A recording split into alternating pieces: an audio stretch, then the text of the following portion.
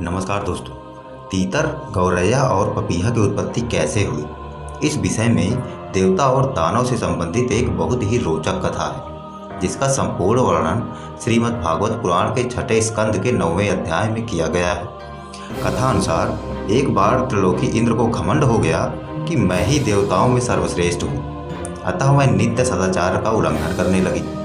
एक दिन भरी सभा में अपनी पत्नी शशि के साथ बैठे हुए थे। वहाँ सभी देवता उनकी सेवा में उपस्थित थे। तभी वहाँ देवताओं के आचार्य बृहस्पति जी का आगमन होता है। वहाँ उपस्थित सभी देवताओं ने बृहस्पति जी को नमस्कार किया, लेकिन बृहस्पति को देखते हुए भी इंद्र ने ना ही नमस्कार किया और ना ही आसन ग्रहण करने के लिए कहा। यह सब देखकर बृहस्पति जी को समझने में देर न लगी कि इंद्र पर घमंड हावी हो गया है। अतः बिना कुछ बोले ही वह वहाँ से चुपचाप घर चले आए। बृहस्पति जी के घर आने के बाद देवराज इंद्र को एहसास हुआ कि गुरु बृहस्पति का अनादर करके उन्होंने ठीक नहीं किया। चाहे मुझे उनके चरणों में ही क्यों ना गिरना पड़े, लेकिन बिना उन्हें मनाए मैं वापस नहीं आऊँगा। इधर देवराज इंद्र यह सोच ही रहे थे कि उधर बृहस्पति जी घर से निकलकर अंतर ध्यान हो गए। देवराज इंद्र ने उन्हें बहुत ढूंढा, पर वह नहीं मिले। उधर दैत्यों को भी देवराज इंद्र और आचार्य बृहस्पति की अनबन का पता चल गया।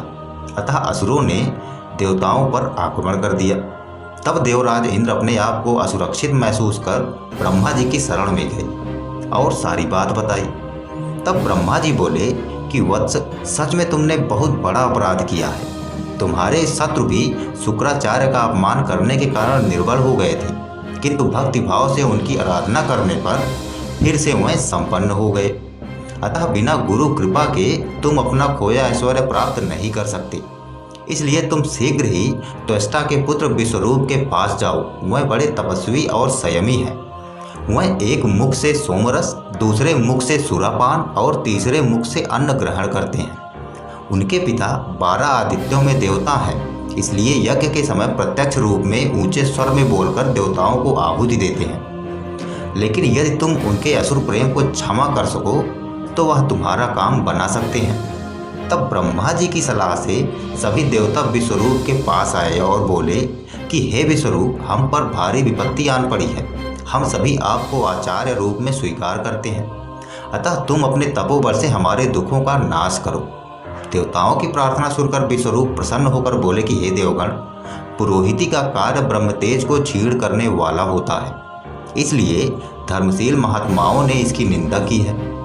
किंतु आप हमारे स्वामी होकर प्रार्थना कर रहे हैं, तो मैं कैसे मना कर सकता हूँ। मैं आपका मनोरथ तन मन से पूरा करूँगा। तब विश्वरूप ने इंद्र को नारायण कवच दिया और युद्ध में जाने की अनुमति दी। तब इंद्र के पास नारायण कवच होने से देवताओं में नए उत्साह का संचार हुआ। वह पूरी शक्ति के साथ लड़े और दैत्यों को पराजित किया।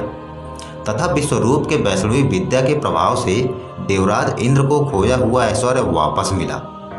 अब विश्वरूप के पिता 12 आदित्यों में से एक थे, लेकिन उनकी माता राक्षस कुल से थी। इसलिए विश्वरूप राक्षसों को भी चोरी छिपे यज्ञ का भाग दिया करते थे। अतः जब इंद्र ने देखा कि धर्म की आड़ में विश्वरूप कपट कर रहे हैं, तो देवराज इंद्र डर गए और क्रोधित होकर विश्वरूप के तीनों सिर काट डाले। विश्वरूप का सोमरस पीने वाला सिर पपीहा बना और सुरापान करने वाला सिर गौरैया बना तथा अन्न खाने वाला सिर तीतिर बन गया। तभी से इस पृथ्वी पर पपीहा, तीतिर और गौरैया का जन्म होने लगा। तो दोस्तों, आपको ये कथा कैसी लगी हमें कमेंट में ज़रूर बताइएगा। अच्छी लगी है तो लाइक करो, शेयर करो, और अगर आप हमारे चैनल पर नए हैं तो चैनल को सब्सक्राइब करना ना भूलें। इसी के साथ मैं राहुल, नमस्कार।